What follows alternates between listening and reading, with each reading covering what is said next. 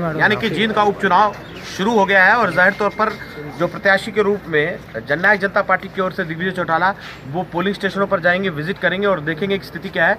वैसे भी उन्होंने सबको कह दिया कि जो भी उनके कार्यकर्ता है सबसे पहले मतदान करें, क्योंकि ये आपका संवैधानिक हक भी है और ये ज़रूरी भी है।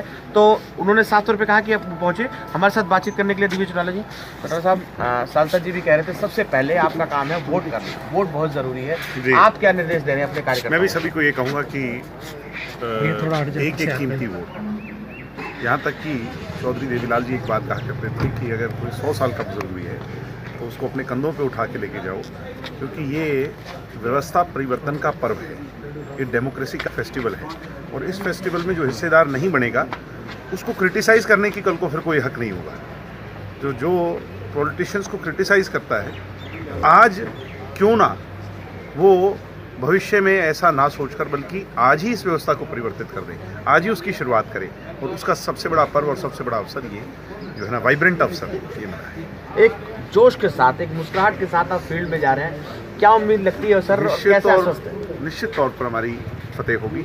जो मेहनत कार्यकर्ताओं ने की निरंतर पिछले लंबे अरसे से, जब से ये आज उम्मीद भी नहीं थी कि यहाँ पर इलेक्शन होगा, लोग ये कहते थे कि अब ये इलेक्शन नहीं होगा, तब से घर घर जाकर, गली गली जाकर, बूथ वाइज, वार्ड वाइज, हर जगह बहुत मेहनत करी। और मैं सलाम करता हूँ, मैं नमन करता हूँ कि इतनी विकट परिस्थितियों में भी जननायक जनता पार्टी का कार्यकर्ता लोहे की तरह खड़ा रहा और तमाम प्रहार किए गए। न्यूनतम स्तर राजनीति का हो गया, मगर हमने और अपनी एथिकल और मोरल वैल्यूज़ को कमज़ोर नहीं पड़ने दिया। अपनी वैल्यूज़ पर और चौधरी देवीलाल जी के असूलों पर राजनीति करी, सकारात्मक राजनीति करी, पॉजिटिव राजनीति करी और मुद्दों के आधार पर करी, व्यक्ति विशेष के खिलाफ नहीं, एजेंडाज़ के खिलाफ और एजेंडाज़ के लिए करी। परिवार के विरोध के बावजूद भी आपने प्रचार किया और आपके साथी जो लोग थे वो भी जुटे रहे, बहुत से लोगों ने आपको समर्थन दिया। उन समर्थन के लिए वो विरोध बुनियाद पर नहीं था, उस विरोध का कोई बेस नहीं था। वो विरोध, मैंने क्या जैसे कहा कि वो व्यक्ति विशेष के खिलाफ और खुद की लालसा के लिए था कि कोई आगे ना बढ़ जाए, दूसरे की लकीर को काटने के लिए था, खुद की लकीर को बढ़ाने के लिए नहीं था, जींद के विकास की लकीर को बढ़ाने के लिए नहीं था, पार्टी की जीत के लिए नहीं था, दूसरे की हार के लिए था।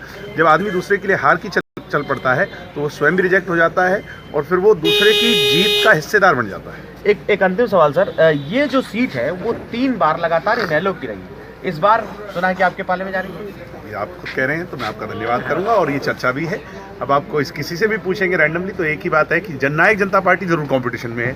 आप कांग्रेस वालों से पूछेंगे वो कहेंगे हमारा जेजेपी से है, बीजेपी वालों से पूछेंगे हमारा जेजेपी से है, और जो दूसरे वाले हैं जो XYZ पार्टीज़ हैं वो ये कह रही हैं जेजेपी को रोक लो। तो इसका मतलब जेजेपी हर जगह है। तो जेजेपी गांव में हम जाते हैं तो कहते हैं शहर को संभालो, शहर वाले कहते हैं गांव को संभालो।